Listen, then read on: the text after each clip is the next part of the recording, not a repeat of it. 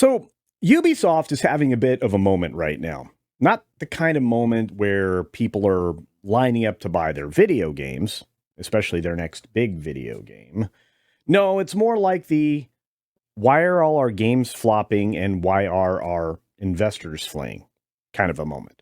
Like I said, not exactly a great moment. One might even call it a bit of a meltdown. It's been a rough few years for them, 4 years as a matter of fact, and recently it's been punctuated by a series of bad releases, angry fan reactions, and their stocks plummeting all the way to the ground.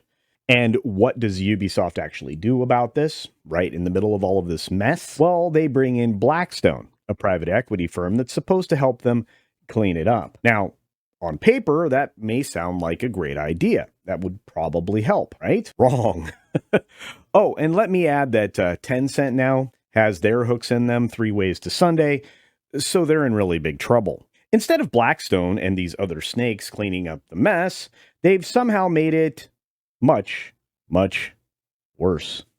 Remember Star Wars Outlaws? You know, the game that just released about 2 weeks ago? I think almost a little over 16 or 17 days ago, now that you're watching this. That was supposed to be their next big blockbuster hit. That was the one that was supposed to get them back in the good graces of gamers, right? But of course, with all of that lovely agenda and low effort that they put into this big game, it bombed harder than the Death Star. The sales right now are down 40 to 50% below expectations, and the upcoming Agenda Fest that's known as Assassin's Creed Shadows, well, let's just say that it's living in its own shadow right now, hiding and attacking fans who seem to be not interested. Fans are actually outraged, investors are abandoning ship, and even the stock market is looking at Ubisoft and saying, well, you're a bad penny. But here's the kicker. While all of this chaos is going down, Ubisoft is still pushing hard on its DEI, division, exclusion, and indoctrination. Those particular initiatives, which, well, they're not the magic bullet that's going to save them. They're going to pray to the woke gods for some rain. Spoiler alert, Ubisoft, it's not going to work. Let's break it down, shall we? Games, by their very nature, have always been inclusive. A joystick, a mouse, a keyboard, a paddle, or any type of controller out there has always been there for everybody. A veritable cornucopia of colors, genders, species, races, flora, fauna, everything in between have been featured in games since their very inception. In simpler words, the fans aren't angry because games are inclusive. So dispel that very notion from your head if you've accidentally stumbled in here from the smooth-brained side of the myopic, indoctrinated corner of the internet that, well, prepared you to spout your pre-programmed nonsense at us. No thank you. We use our brains here, especially on my channel. Gamers are actually angry because the games are terrible. Gameplay? Embarrassingly subpar. Stories, well, they're thoughtless, indoctrinated drivel, so utterly forgettable that it set itself up to be mocked.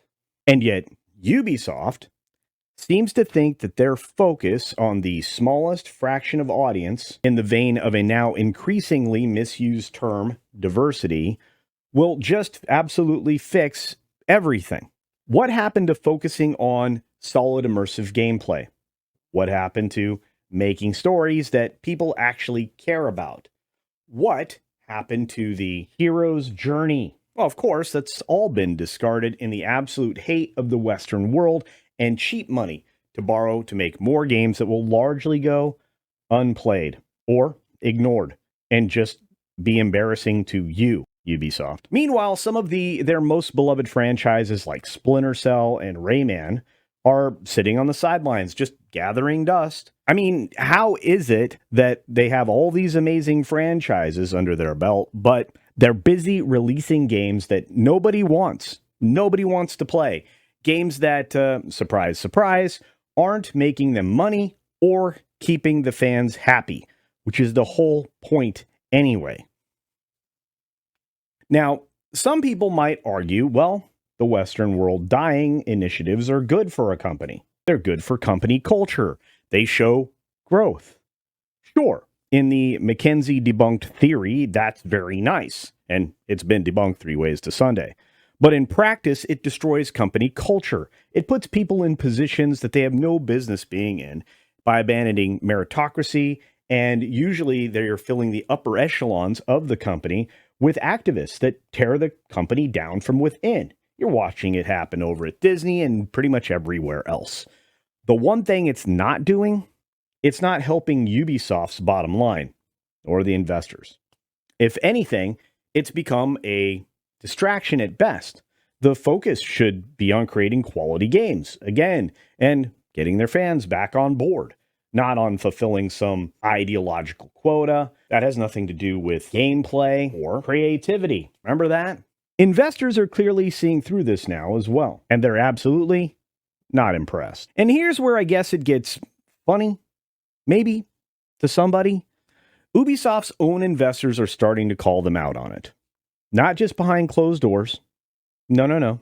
This is happening in public. They're openly questioning the company's direction. It's like they finally woke up and said, wait, why are we still here? I mean, when your investors are actually rebelling, you know that things are very, very bad.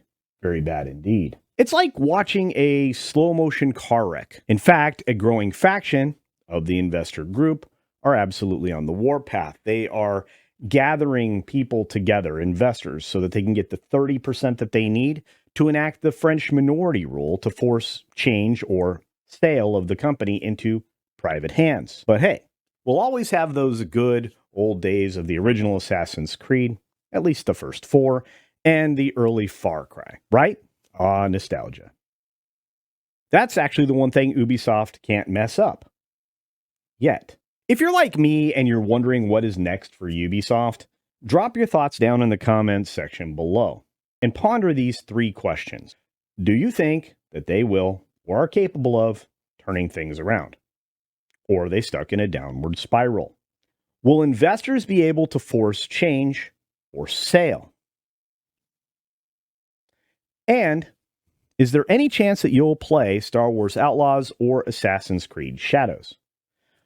Also, since you're down there anyway, go ahead and hit the like button. Share this video out there and double check that you're still subscribed to the channel, since it still shows that about 68% of you are not. It's the only thing I ask. Just make sure you're subscribed. And if this is your first time here or your 1000th, please let this be the time I earn your subscription.